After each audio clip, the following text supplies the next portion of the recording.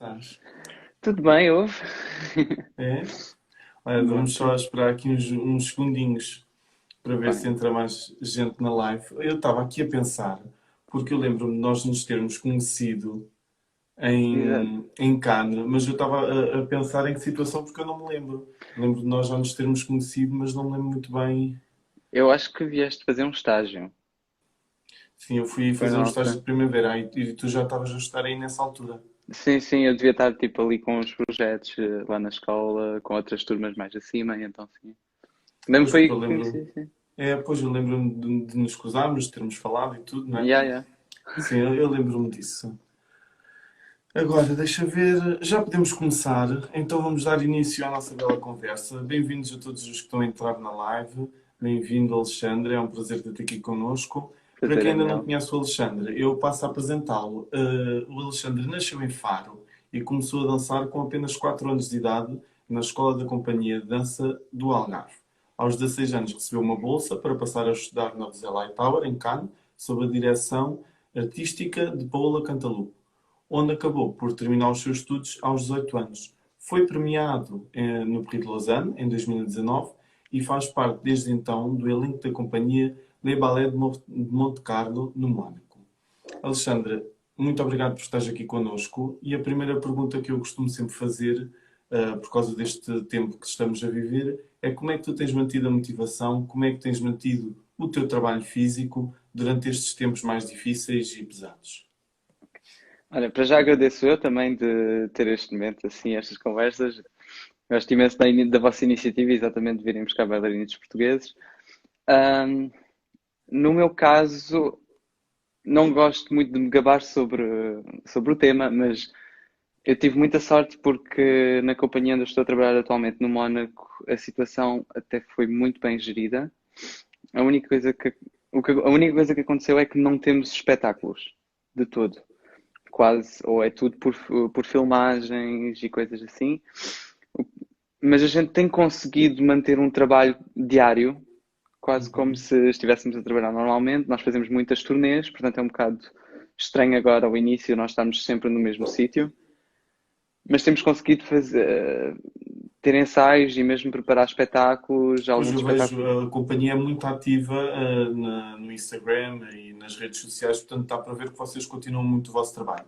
E tu estavas a dizer que vocês fazem mais coisas por vídeos, isso é o quê? Fazem apresentações em direto ou filmadas para depois para o público? Como é que isso funciona? Houve este conceito, que é um pouco pronto, pioneiro, do BMC Stream, que é um site na internet, uma espécie de site pago, Uhum. onde a maioria dos nossos espetáculos e projetos e filmes, entre documentários, fica tudo disponível online. Uh, e pronto, isto é uma coisa nova que a gente começou em dezembro e por enquanto está a andar muito bem. E é super interessante, mesmo para nós, porque eles mudaram imensas coisas agora a nível de, mesmo em relação tipo, a câmaras e projetos interativos, as pessoas podem ter mesmo, quem assiste pode ter esta experiência de bastidores e atrás do palco, nós somos seguidos um pouco por todo lado, então tipo, dá assim uma outra dimensão e acho que é isso também que nos motiva a nós, bailarinos, de continuarmos a fazer o nosso trabalho sabendo que não há público, não há ninguém a assistir, ou seja, para nós Mas depois isso para lá das câmaras continua a haver público e continua a haver gente a assistir e para quem nós trabalhamos. é um período de espera. É. É uma maneira de continuarmos a nossa motivação e continuar o espetáculo de uma certa maneira a desenvolver-se e para não ficar em pausa ou estagnado. E Uhum. então, sim, tem sido super interessante para nós e a gente só está à espera de voltar a abrir os teatros e os palcos e estas turnês, exatamente, que estamos tão habituados aqui. Lembrando a toda a gente que nos está a ver, que também podem ir mandando perguntas que depois eu vou fazendo ao Alexandre consoante elas chegarem. Começando por quando eras criança, explica-nos lá a todos como é que surgiu esse gosto pela dança, porque começaste a dançar muito cedo, aos 4 anos. Como é que foi esse início? Eu diria que foi meio natural, não há outra maneira de explicar. Sempre fui aquela criança que sempre dançava desde que pôde, e aos 4 anos havia os meus pais acho que me puseram num conservatório na altura em Faro, uma coisa assim pequenina, assim para começar a desenvolver esse gosto pela dança, onde eu descobri depois, onde os meus pais descobriram, no caso, a Companhia de Dança do Algarve e a escola, e foi onde eu comecei a dar os primeiros passos, a aprender as primeiras coisas, e sempre foi uma paixão de, digamos, que pronto, eu entrei na piscina, comecei logo a nadar, vá. Então, tipo, Sentiste-te à vontade, mal começou, estavas bem à sim, vontade para. Portanto, não foi uma coisa que foi surgindo ao longo do tempo, não foi talvez um amor que foi crescendo, mas o amor pela dança já lá estava então desde pequenina, é isso? sim, até aos meus, diria, 13, 14 anos, nunca foi uma opção de carreira, também devido ao facto de não saber que se podia fazer uma carreira, entre aspas. Mas sempre foi um gosto que eu sempre tive, ainda hoje tenho, pronto, não, nada mudou e desde os 4 até agora sempre dancei E assim esperamos que continues, está bem? exatamente. Tens alguém que destaques assim na tua formação? Porque tu primeiro estudaste cá em Portugal, depois foste estudar para Cana. E quem é que são assim as pessoas que tu destacas da tua formação artística? É uma pergunta interessante, que eu não deixo ninguém de parte. Sim. Professores que eu tenha gostado mais ou menos, acho que cada pessoa que passou no meu processo teve um grande impacto. Hum. De facto, tenho a agradecer imenso os meus professores em Faro, que foram três, o Evgeny, a minha professora Natal e a Carolina Cantinha, atualmente. Que foram as pessoas que, pronto, que me ensinaram exatamente da base de uma, pronto, na altura eu não tinha nenhum conhecimento na dança e foi exatamente a melhor maneira que eu, pronto, foi exatamente onde dei os primeiros passos, aprendi exatamente tudo o que era, porque quando eu entrei na educação, digamos, profissional, foi já aos 16 anos, ou seja, um bocado tarde, Uhum.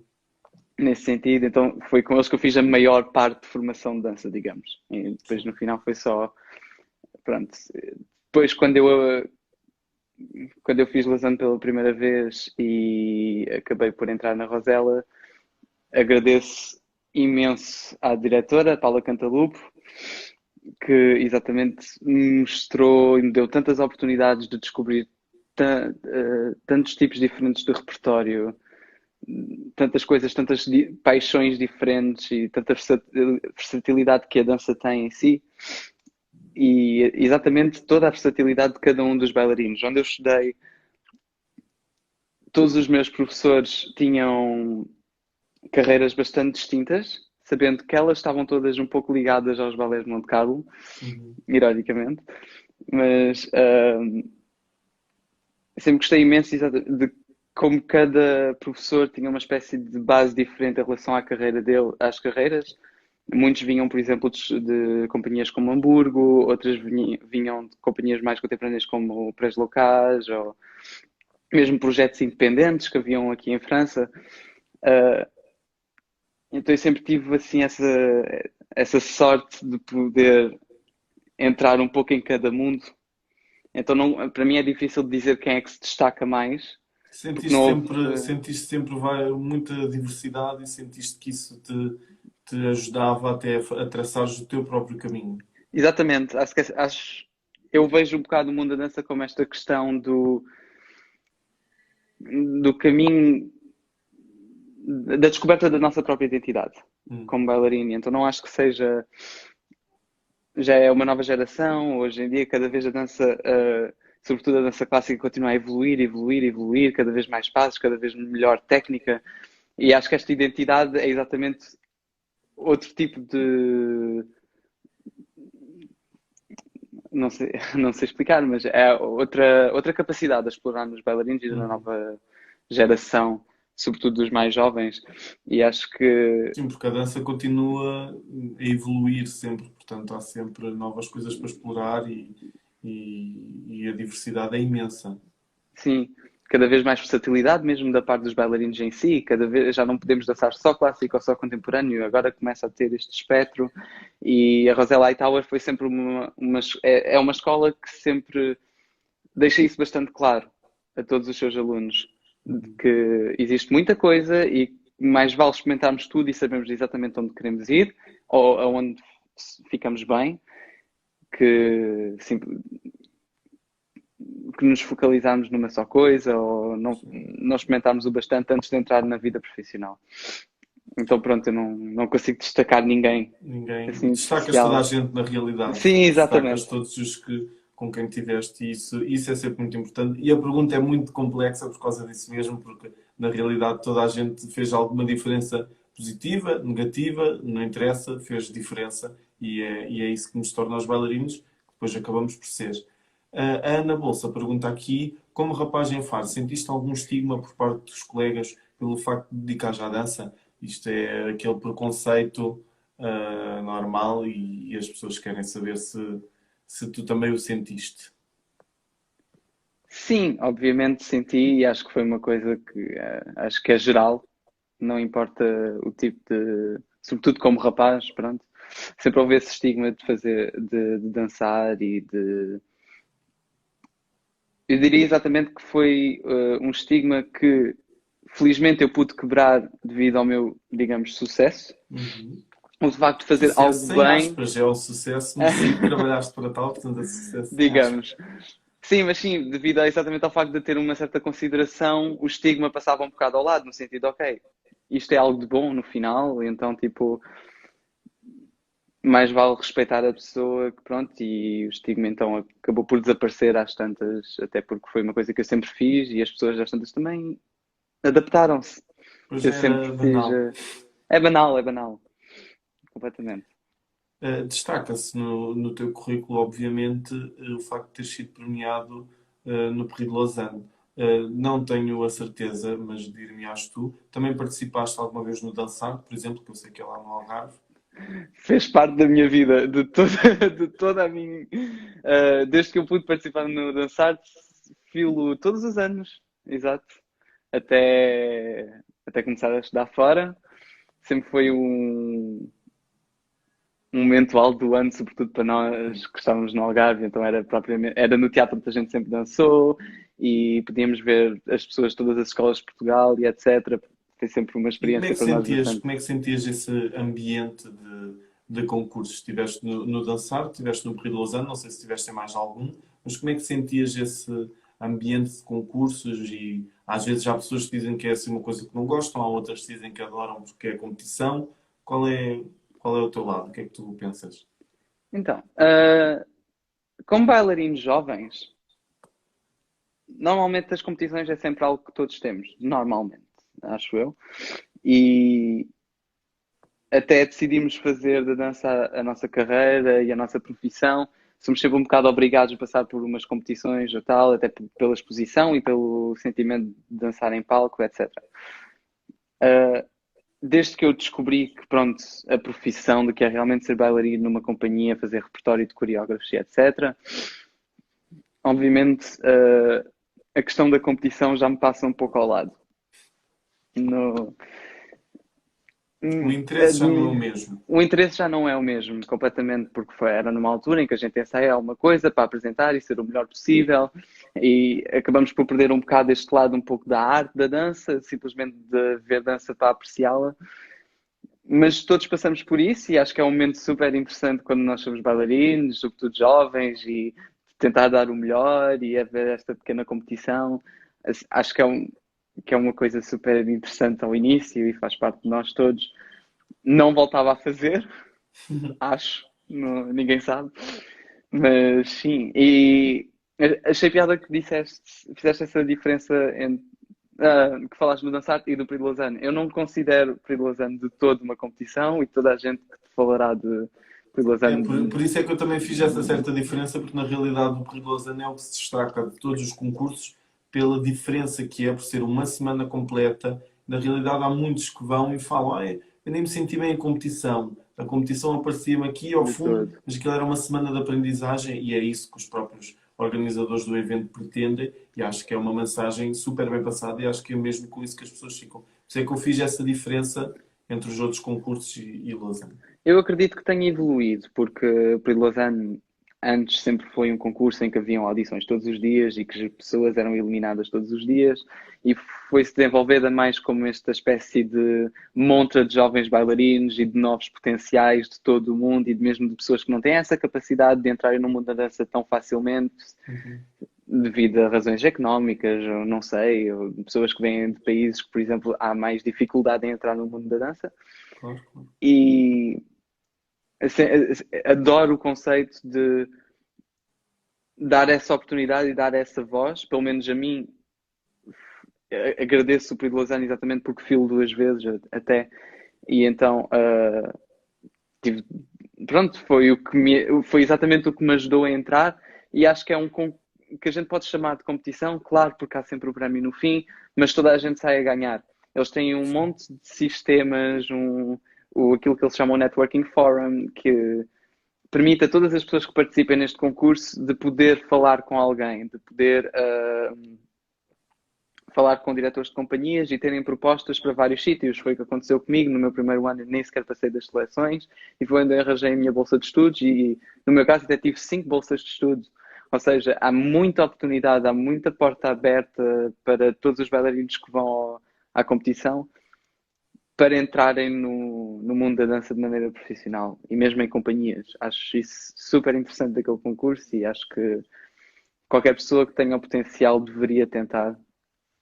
Sim, eu acho que é mesmo para isso que servem estes momentos, que é para servirem como uma catapulta Uhum. para nos poder levar para melhor e para diferente e para experimentarmos coisas diferentes e nos abrir o mundo e abrir uma janela para o mundo.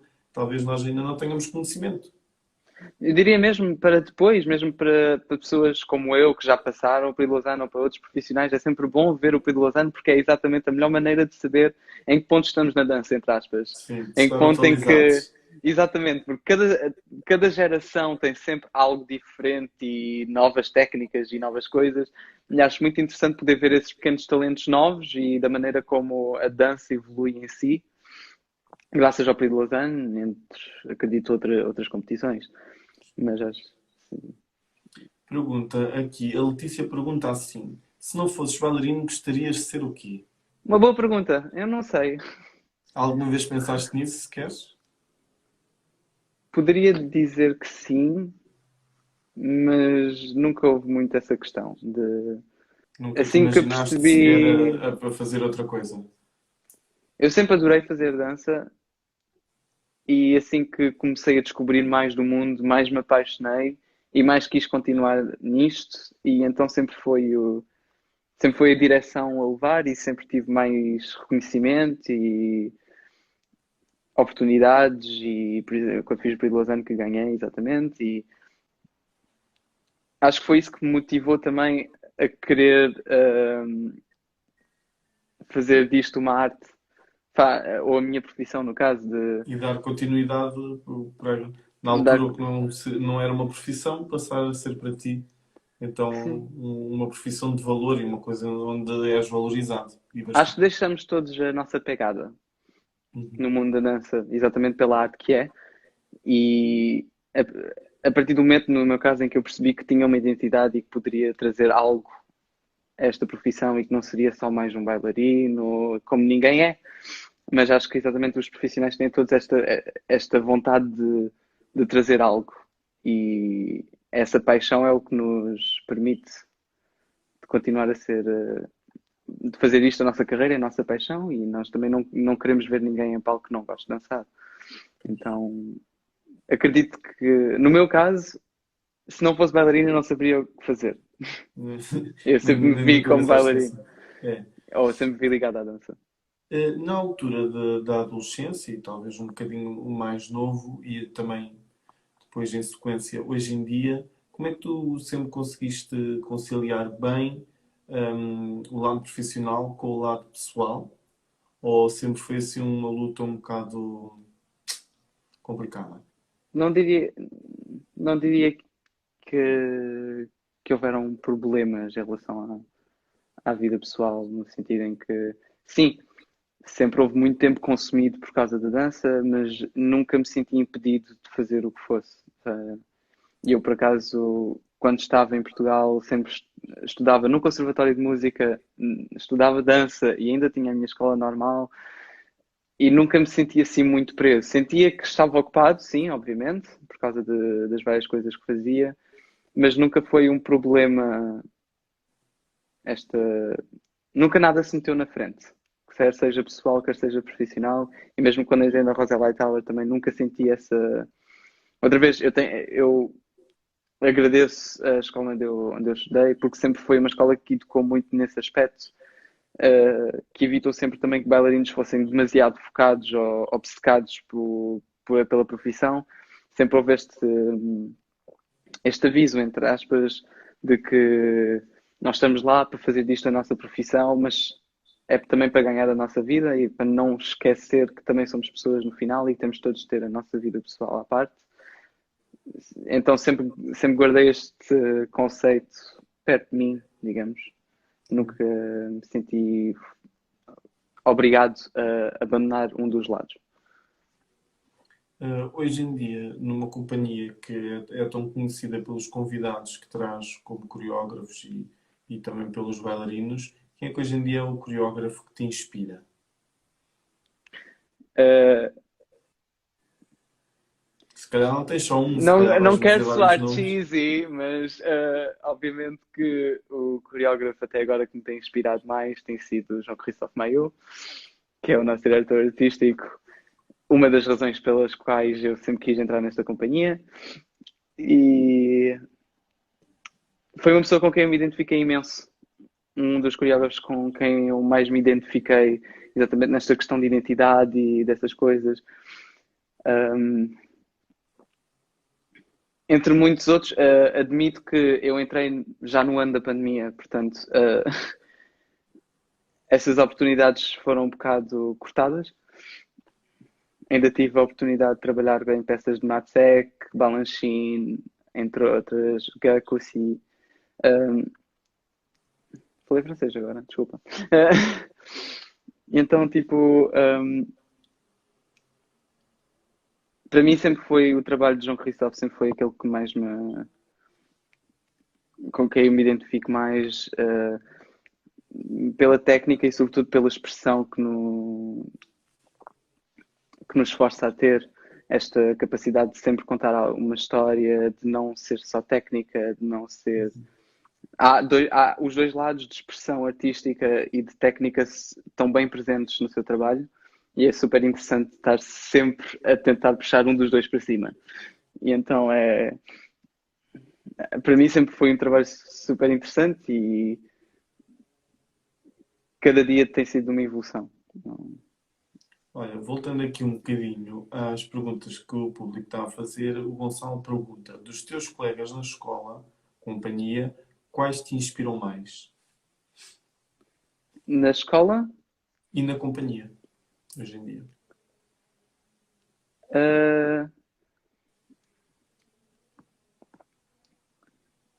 na minha companhia, todos me inspiram como bailarinos. Outra razão pela qual eu sempre quis entrar nesta companhia, porque queria, de uma certa maneira, tornar-me um deles. Um, se eu quiser mesmo citar nomes, poderia dizer nomes como Bernice Copitels ou Anna Blackwell, que são solistas aqui na companhia, que têm uma inteligência física que a mim sempre me inspirou e uma expressão, sempre foi um uso do corpo do qual eu me motivo todos os dias. Mas volta à questão um bocado do destaque, que é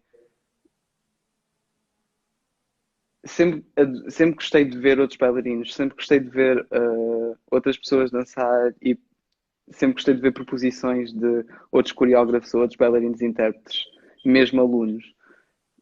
Então, para mim, é difícil dizer quem é que se destaca ou quem, para mim, me marcou exatamente, porque sempre deixei a minha cabeça bastante aberta e o meu espírito bastante livre para aprender de cada um e mesmo de aprender de outras áreas, porque muitas vezes a gente fica presa nesta coisa do clássico, neoclássico, contemporâneo e muitas vezes as coisas vêm de danças tradicionais ou hip-hops ou outras coisas e há sempre essas tendências, essas influências também no palco, sobretudo agora com os novos coreógrafos mais modernos. E pronto, sempre tive esse espírito muito livre de querer saber tudo, ou ver tudo, ou experimentar tudo, mesmo tendo a minha identidade um pouco mais agora, pronto, virada para o trabalho que faço nesta companhia. Então, e hoje já se pode dizer que te sentes um deles, como tu próprio estavas a dizer, já te sentes parte do grupo. Um pouco mais, sim. Acho que, exatamente, para ser um deles tens que ser a tua própria pessoa e a tua própria identidade. Temos todos a nossa cor. Então, vai fazer agora 2 anos que estou nesta companhia, então sim, tenho tido essa capacidade de me educar e também de roubar dos outros para saber exatamente aquilo que me convém, aquilo com o qual me identifico.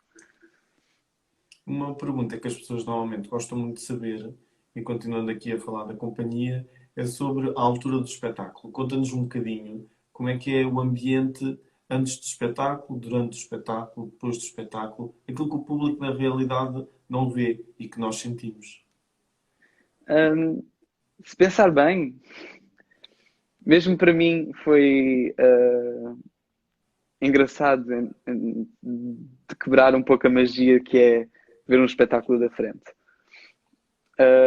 Quando entrei na companhia, a primeira coisa que eu reparei foi a energia e a quantidade de coisas que acontecem fora do palco e nos bastidores, entre camarins, fatos, pronto, a direção dos fatos, ou a parte das máquinas, ou das luzes. Sempre gostei imenso de perder um bocado de tempo a observar essa parte. Uh, Se eu sei descrever como é que é o Nós ambiente antes de um normalmente vemos espetáculo, que dentro, nós normalmente vemos no Instagram, por exemplo, vemos que é um momento em que vocês estão todos no palco, estão todos a experimentar coisas, cada um experimenta o seu próprio passo que vai fazer, estão a experimentar duetos, estão a experimentar várias coisas. E queríamos saber o que é que tu sentes nessa altura, que é um momento de concentração, talvez. Como é que tu te sentes?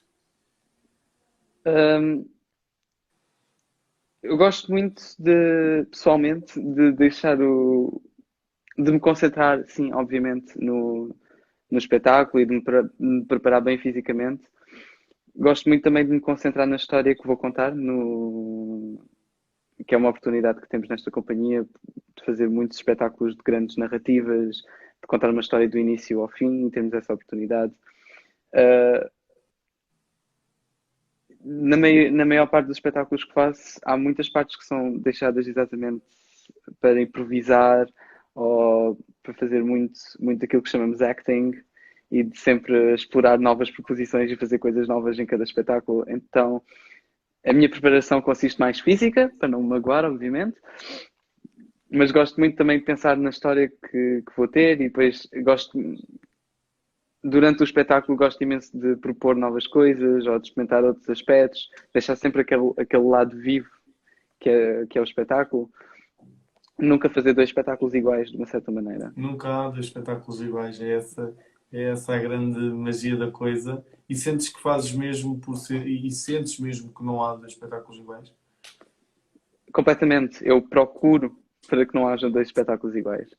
Tentar fazer sempre a mesma coisa leva-nos muito Para a para rotina, o erro. talvez.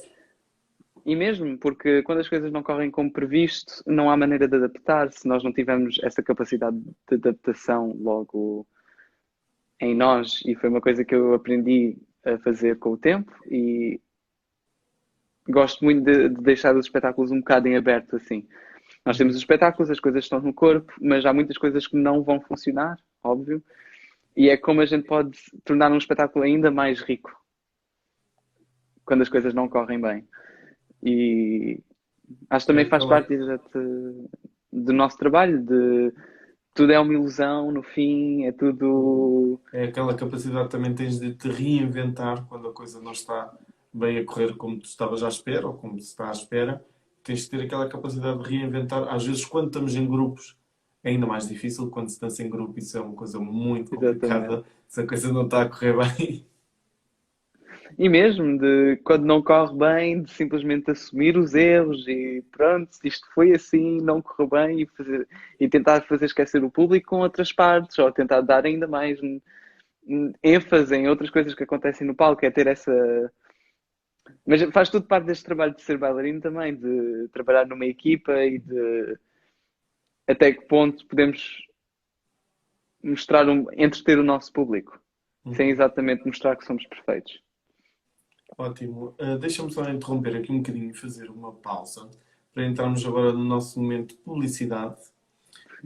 E neste momento eu relembro a toda a gente que nos está a ver que nós, até ao mês de março, dia 5 de março, temos de decorrer uma angariação de fundos. Estamos a juntar este dinheiro para começar a dar início ao nosso novo projeto das Telas do Balé Nacional e pode conhecer todo o projeto através do link na bio do nosso Instagram ou através do link que está na descrição agora da live que estamos a fazer também no Facebook e do link que está nas mensagens também do YouTube enquanto estamos em live. Podem ficar a conhecer o nosso projeto, ver todos os detalhes, saber para que é que o dinheiro é utilizado, porque está lá tudo descrito, mas para quem às vezes não tem tanta paciência para ler, posso dizer aqui rapidamente que o que nos move e o que nos leva a ter este projeto e querer levá-lo para a frente é a divulgação dos artistas nacionais, os que trabalham lá fora, os que trabalham cá dentro, pessoal estrangeiro que trabalha em Portugal e que nós queremos divulgar, porque às vezes não tem o devido valor, não recebe o devido valor, e é isso que nós queremos, fazer chegar a toda a gente a nossa arte, o que é a cultura, e isso é mesmo o que nos move. Lembrando também para os mais novos que ao sábado temos aulas online gratuitas e podem ver quem é que são os professores desta semana também no nosso Instagram e podem se inscrever através do nosso e-mail e ficam a descobrir tudo no nosso Instagram. Portanto, lembrem-se, temos a angariação de fundos, o link está disponível também no nosso Instagram. Voltando aqui, Alexandre, aos espetáculos. Há muita gente que gosta de saber, e é este ambiente por dentro disso tudo, há muita gente que gosta de saber se tu tens algum ritual antes de entrar em palco. Tirando aquilo que eu faço da minha própria técnica, da minha preparação física, que é basicamente, pronto, gosto de fazer a minha aula de uma pequena barra antes de entrar, só para recentrar as coisas, passar alguns momentos no palco.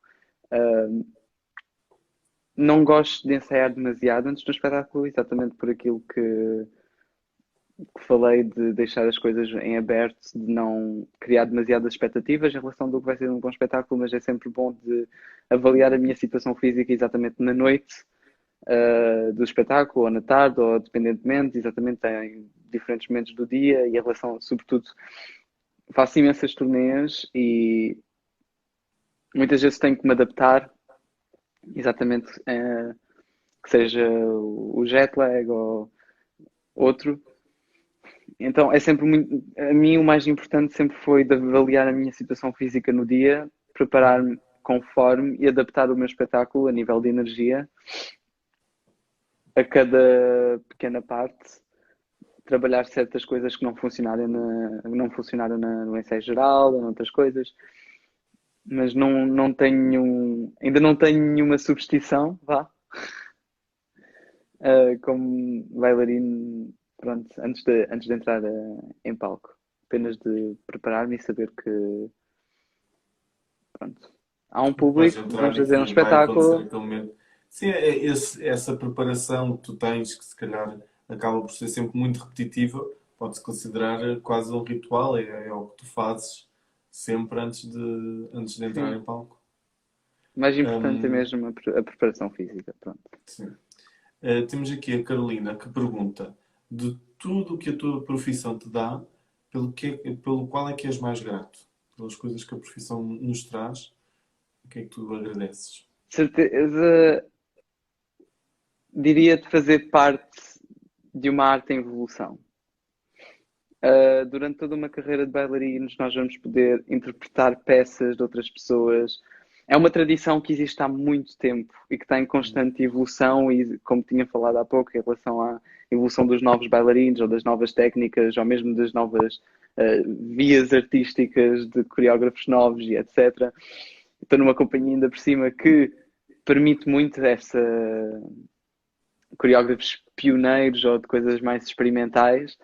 E então, sim, gosto muito de poder ter esta oportunidade como bailarino de, outra vez, deixar a minha pegada e permitir que haja evolução, com, quer seja a interpretar papéis e trazer algo de novo, talvez, como vejo todas as pessoas trazerem algo de novo a cada papel que é representado e ao longo dos anos, quer seja em novas criações, quer seja em tudo aquilo que é apresentado e todo este trabalho, mesmo todos os dias num estúdio, trabalhar com coreógrafos todos os dias, como é o nosso caso, de, pronto, deixar uma marca, de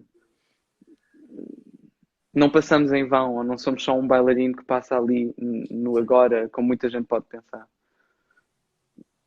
Hum, Pensando aqui um pouco na tua saída de Portugal, que saíste, se não me engano, com 16 anos, hum, como é que foi essa adaptação? Foi a primeira vez que saíste de Portugal, não é? Sim. Como é que foi essa adaptação de sair do país, deixar de morar com os pais, deixar de ter uma figura, que tome conta de ti e passares a ter que ser tu mesmo a tomar conta de ti e das tuas coisas? É um choque ao início, não vou mentir. Sobretudo num país novo do qual não conheces a língua e que, pronto, no meu caso, não me foi muito possível falar inglês ao início, portanto, foi um pouco mais complicado por causa da barreira da linguagem, mas sempre foi. Epá, digamos que passou rápido. É uma adaptação que é exigida e exatamente não há outra maneira se não adaptarmos e continuarmos na. Pronto, ao adaptarmos, pronto, nós depois conseguimos mais focalizar-nos e concentrar-nos no que estamos a fazer e porque é que estamos a fazer e nos nossos objetivos. Pronto, para mim foi o aprender a língua, habituar-me a viver sozinho e, e depois nós também vamos encontrando as nossas próprias bases, como manter contacto com as pessoas em casa, ou como encontrar as nossas próprias coisas para fazer e como encontrar a independência da melhor maneira, que é tudo uma questão de hábito. Uma E coisa que eu considero que existe, na Rosela e que acho que também é o que caracteriza depois, a maior parte das melhores escolas, mundiais, é os dormitórios. A escola ter dormitórios, só o facto de já ter, dentro, poderes passar não sei, sinto que a preocupação depois não é bem, e hoje em dia tu já deves notar essa diferença, morar sozinho ou morar no dormitório da escola, até se calhar é uma forma mais leve de fazer essa transição do que passar diretamente a estares por conta própria e teres que cozinhar todos os dias e teres que fazer mil e uma coisas sozinho. Se sim, calhar isso também ajuda na adaptação, não? completamente, completamente. Sim, exatamente, é o estado intermediário entre casa dos pais e vida independente. De facto, sim, ajuda imenso, exatamente, até porque não estamos sozinhos. O facto Uhum. de estarmos todos juntos depois também permite uma grande entreajuda, que até acaba Estão por todos ser depois juntos o e novo todos na mesma choque. condição. Sim, Estão todos ali pelo mesmo motivo e pela mesma razão e estão todos de igual forma. sim, e é de facto uma experiência, pronto, única de simplesmente viver numa escola assim e estamos todos no dormitório e sempre nos vemos todos os dias, as mesmas pessoas. E depois tem a E, parte ótima de morar, de certa forma, é morar com os teus amigos e estás ali super próximo de amigos que, pronto, às vezes não é tão possível quando se mora com os pais, não é possível estar com os amigos tantas vezes e isso também traz uma união do grupo, não? sim, sim, completamente. Pois é aquilo que eu ia dizer. Pois há o novo choque para a vida independente quando entramos em companhia, de deixar os dormitórios, deixar essas coisas e do nada, pronto, já não existe essa vida de, eu diria, um pouco universitária, de Sim. constantemente. Uh, um dormitório tem vantagens e tem desvantagens nesse sentido, porque o facto de estarmos sempre todos juntos depois também não nos leva a ter. Uh, se calhar os melhores ritmos em termos pessoais, ou estamos sempre a perder tempo a tentar socializar, ou então não. Mas acho que é exatamente uma coisa que se aprende enquanto estamos nos dormitórios, exatamente temos a nossa própria rotina e saber quais são os momentos. A própria situação tipo, também nos forma nesse aspecto. De saber até que ponto, de quando estamos na casa dos pais não podemos fazer muita coisa, depois quando estamos no dormitório podemos fazer tudo, e então tens que aprender a fazer ali Há um um meio balanço termo do a que é que posso ou não encontrar, posso há um fazer. meio termo a encontrar, sim, de facto, para não estar a explicar demasiado, mas sim, tipo, E depois, na realidade, esse meio termo é o que depois te traz para ter uma vida independente, que é o que tu tens hoje, com o mais estável possível. Eu ia dizer estável, mas estável nunca há de ser, mas o mais estável possível, saberes organizar-te dentro do que é possível fazer todos os dias, o que é que não é possível fazer todos os dias, quais é que são as complicações. Isso é uma coisa que talvez eu sinto que nós, enquanto bailarinos, é uma coisa que nos chega muito cedo. Normalmente as pessoas sim, quando vão para a universidade terminam lá para os 23, 24, 25 e é nessa altura sim que saem de casa dos pais e só a partir desse momento é que sentem essas obrigações e sentem essa mudança e, e às vezes isso para nós é uma coisa tão...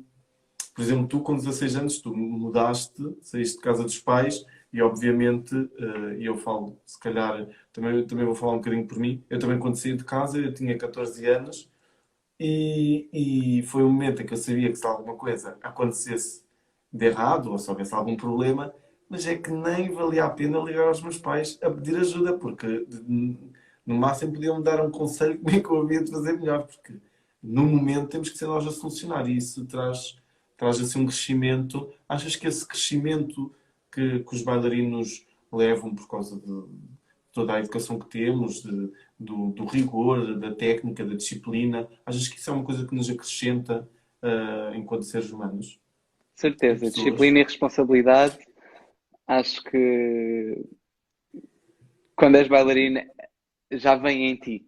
Quer seja por ti, Uhum. quer seja pelas pessoas à tua volta, vais sempre trazer um bocado este sentido de disciplina e de responsabilidade, de fazer um pouco as coisas, de poder, pronto, ter uma certa liberdade de vez em quando, mas sempre tivemos esta mentalidade, quer seja na vida pessoal, quando estás em dormitórios e etc., quer seja mesmo no estúdio, no trabalho que tu fazes, ou seja, não... é um pouco algo que nos une a todos. Esta... Sim, pois tem que haver esse balanço que estavas a dizer. Uma coisa é estarmos nos dormitórios, estarmos em casa com os amigos, não sei o quê, e outra coisa é o trabalho. Eu sinto que isso para os bailarinos é assim, são situações que parece que nem se cruzam. Uma coisa não se cruza com a outra. Uma coisa é estar a trabalhar, outra coisa é estar a relaxar com os amigos, mesmo que sejam os mesmos do trabalho. Sinto que isso Sim. são duas coisas que não se cruzam. Acho que também é algo que se aprende. Acho que na minha experiência, cruzou-se um bocadinho e depois eu aprendi exatamente a ter essa separação de maneira a deixar as duas coisas minimamente equilibradas. Mas, mas sim, exatamente, outra vez, disciplina e responsabilidade é algo que pronto, a gente ganha muito cedo exatamente por estarmos nesse tipo de situações bastante cedo e é uma adaptação que se faz bem visto a circunstância. Não é fácil, mas faz-se. Falando aqui de uma questão que muita gente nos pergunta e é sempre também uma grande questão que nós gostamos de fazer, tu já tiveste assim alguma lesão maior ou assim uma lesão mais pequenina que seja? Tive uma vez uma lesão que me impediu de fazer um espetáculo na altura. Uh, tive Muitas um. crianças mais novas perguntam, e às vezes nem precisam de ser crianças, adolescentes, o que seja, muitas vezes perguntam qual é a melhor forma, para ti, claro, de lidar com esses momentos? Um momento que é muito duro fisicamente, porque tens que fazer recuperação, tens que, obviamente, que são dores, são processos complicados, e também é muito duro psicologicamente, porque é isso que estavas a falar. Tiveste de deixar de fazer um espetáculo, talvez uma coisa que tiveste a trabalhar, sei lá, um mês, e estar a trabalhar para fazer uma coisa durante um mês e depois isso não acontecer, é uma coisa que nos até temos vindo a habituar agora com o Covid e com as quarentenas e não sei o quê, aconteceu muito as pessoas prepararem-se para fazer e depois a história ia toda para água abaixo. Mas dentro disso das lesões, qual é que seria o teu conselho que tu darias a um jovem bailarino? Não se isolar, antes de tudo. Há sempre que manter outras coisas para fazer. Da mesma maneira como agora, como tivemos a quarentena, tivemos esta oportunidade de fazer outras coisas que não trabalhar. Uhum. Acho que a melhor maneira de lidar com uma lesão é exatamente a mesma, no sentido em que ok, agora não podemos trabalhar, temos que recuperar, temos que fazer outras coisas. É chato não poder fazer aquilo que nós gostamos, sobretudo, eu falo da perspectiva mais profissional. Pronto, não trabalhar também é um bocado de alívio, mas porque, pronto, é o nosso trabalho todos os dias e torna-se uma certa rotina. Mas quando estamos na escola, nós damos muito mais importância ao facto de estarmos sempre lá na educação e estar sempre nas aulas. E é muito mais complicado nessas idades de simplesmente ter uma lesão e dizer temos que parar. Sim. Até porque somos mais novos, temos outra energia, ou temos outra rotina, não temos tantas responsabilidades, diria. Então, tipo, a melhor maneira é não se isolar e exatamente tentar passar com paciência todo esse processo de recuperação e não deixar. Peço desculpa. Muito bom. Não, tipo, não deixar nada à metade, de deixar as coisas, pronto, fazer toda a recuperação exatamente como é pedida, não recomeçar demasiado cedo e aquilo que me ajudou muito na altura em que tive essa lesão, que foi num período, foi na altura da escola, foi exatamente continuar a ir aos estúdios, continuar a ver aquela presença, mesmo se não é a coisa mais fácil, quando não podemos dançar, mas sempre foi algo que ajuda mentalmente, exatamente a não nos isolarmos de tudo, de todo este ambiente de estúdio, de trabalho, e de uma certa maneira ainda fazemos parte dele. Tu tocaste aí numa questão que nós até gostamos às vezes de debater mais um bocadinho, que foi o não regressar muito rapidamente ao trabalho depois de uma lesão. Sentes que é o próprio aluno que tem essa pressão e que acha eu tenho que voltar o mais rápido possível, eu tenho que. Ou sentes que até é uma coisa que os professores, ou que sentem a pressão dos professores, sentem a pressão da escola e, porque lembrando, nós estamos a falar, e até desta situação, estamos a falar de adolescentes, estamos a falar de crianças, e obviamente que adolescentes trabalharem com pressão é muito mais complicado do que talvez quando és adulto, se calhar já percebes mais um bocadinho que as situações se adaptam e tudo se resolve e tudo tem. Mas sentes que é uma pressão imposta pelos professores, é uma pressão que as próprias crianças criam dentro das próprias cabeças, ou o que é que achas sobre esse assunto? Do voltar muito cedo depois de uma lesão? De certeza depende de cada contexto. Cada professor tem a sua história, cada lesão tem a sua história. Não há nenhuma maneira de generalizar a coisa, mas vem sempre dos dois lados. Há sempre aquela pressão porque exatamente as pessoas precisam do bailarino para fazer o espetáculo deles e da mesma maneira o bailarino precisa de fazer o seu próprio espetáculo. Não há nenhuma maneira, mas exatamente é preciso haver essa capacidade de haver essa paciência para que tudo fique bem, porque é exatamente aquela coisa em que devagar se vai mais longe. Se conseguimos curar cada lesão com todo o trabalho que precisamos no momento, não vamos, digamos, não vamos arrastar lesões durante a carreira, sendo que é uma carreira que para já é curta, mas ao ter cuidado com cada pequena lesão, porque os problemas depois de qualquer forma com a idade, isto para os mais Vão jovens, se agravar. vão aparecendo com a idade. Vamos começando a ter Justamente. problemas aqui e ali, hérnias, etc., complicações, ou uma lesão que não fica bem curada, como digo. E então, pronto, há sempre que haver essa paciência, é algo que se tem que aprender jovem, como foi no meu caso. Outra vez, agradeço imenso à minha diretora, que foi ela que me obrigou a parar, que foi ela que me obrigou a fazer tudo aquilo que eu precisava. E eu aprendi a lição daí. De que, ok, nessa altura é aquilo que precisamos de fazer e de ter calma e paciência para curar tudo e não voltar demasiado cedo ou pensar que já estamos prontos quando não estamos. E muitas vezes ouvir os médicos, ouvir as pessoas, os especialistas e que eles sabem melhor que nós, de certeza, o que é que o nosso corpo é capaz ou não de fazer. Aqui também tocaste num ponto muito interessante e por acaso não costumamos falar disso muitas vezes, que é a nossa carreira como bailarinos é muito curta, mas não significa que termine depois de sermos bailarinos. O que é que tu gostavas? Quer dizer, bailarino, eu acho que uma pessoa quando é bailarino uma vez é bailarino para a vida toda, mas o que é que tu Verdade. gostavas que quando terminasse a tua carreira, o que é que tu gostavas de seguir? O que é que tens em pensamento para. Ou ainda estás É, muito longe dessa é a situação pergunta, é a e. pergunta que sempre deixa as pessoas completamente no nervosismo total, sobretudo quando somos mais novos, porque ainda não nos conseguimos ver a parar de dançar, óbvio. É. Mas sim, no meu caso, eu não me consigo ver a sair do estúdio. E sempre tive o sonho de ser um ballet master ou de trabalhar para um coreógrafo, um assistente, montar coreografias, exatamente, sempre como eu gostei desta evolução e do tal roubar e observar as outras pessoas propor, sempre quis ter essa experiência de poder ter uma peça e montá-la em diferentes companhias, ajudar bailarinos a interpretar peças melhor. Para mim, por enquanto, seria o meu sonho quando eu acabasse de dançar, mas pronto, é difícil e de certeza haverão outras oportunidades, outras coisas para fazer. Sim, depende também muito da circunstância em que te encontrares no momento. Mas isso em específico que estás a dizer, eu acho que é das coisas mais difíceis que se pode fazer, é fazer remontagens, ser assistente de um coreógrafo, é assim daquelas situações que eu vejo como eu pessoalmente teria muita dificuldade em fazer esse tipo de coisas. Acho que é mesmo um trabalho louvável de quem o faz e muito complicado. É preciso ter uma grande conexão com o coreógrafo, é preciso saber muito bem a história do balé, da coreografia que estejas a fazer, é preciso ter uma Entre grande nós, um trabalho consciência. até bastante ingrato, Sim, nós sabemos, sim, é mas preciso ter uma grande consciência artística do que está a acontecer, ter uma grande visão.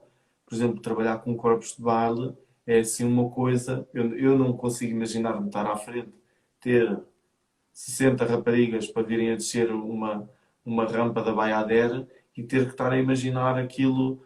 Portanto, isso para mim é dos ramos depois mais complicados de seguir, mas acho muito louvável e acho muito giro gostares de teres esse interesse.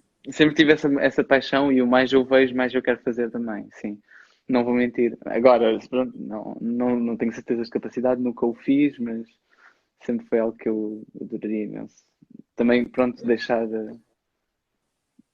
o facto de ensinar outros bailarinos, pronto, Uhum.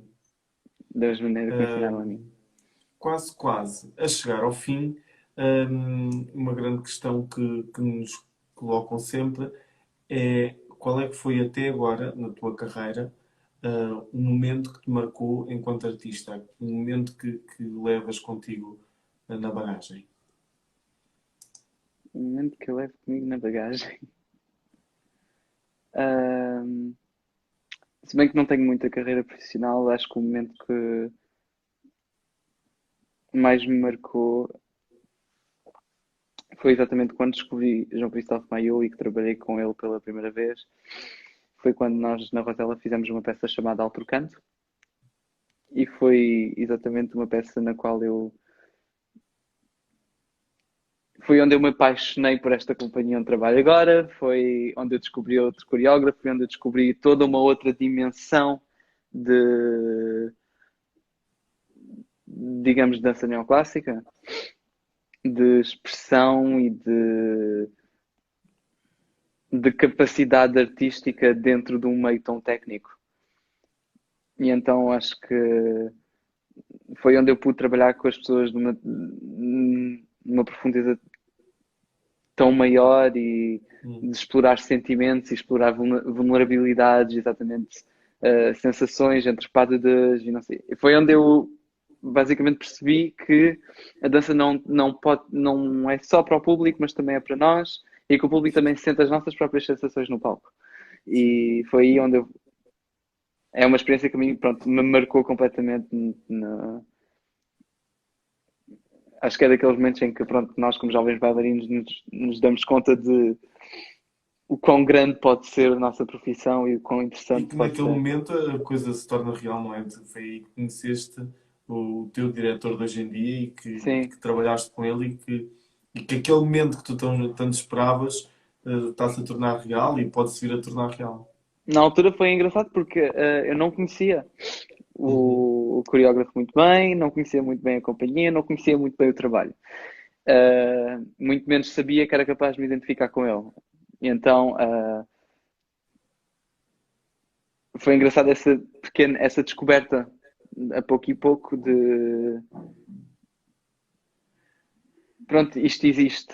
E para nós, como jovens, quando somos obrigados a sair da nossa zona de conforto para algo tão maduro em termos de dança na altura. Sim. Para mim foi super eh, enriquecedor. Foi uma das melhores experiências que eu tive na minha formação. Isso é realmente muito bom mesmo de ouvir. Alexandra, parecendo que não, já passou quase uma hora. Foi assim um ápice, foi super rápido. Portanto, e as nossas entrevistas têm normalmente sempre este tempo. Portanto, queria-te agradecer muito por ter estado connosco. Queria agradecer também a quem nos acompanhou lá na live. Queria lembrar, mais uma vez, que temos o link para a angariação de fundos na nossa biografia, no Instagram, na descrição do live do Facebook e nos comentários da live do YouTube. Portanto, quem quiser e quem puder, vá lá dar uma olha dela, descubra todo o projeto, porque o projeto está, mesmo que não contribua, pode ir conhecer o nosso projeto, que o nosso projeto está todo escrito. Alexandre, muito obrigado por ter estado connosco. Não sei se quer dizer alguma coisa ao nosso Obrigado a público. vocês, obrigado a toda a gente que viu e eu agradeço pela oportunidade de ter estas conversas e de fazer parte de um projeto nacional, mesmo estando fora. Muito obrigado. Muito obrigado a toda a gente. Seja todos o resto de uma boa noite e até quinta-feira com a nossa próxima convidada. Muito obrigado. Muito obrigado. Tchauzinho, Alexandre. Obrigado. Tchau, tchau.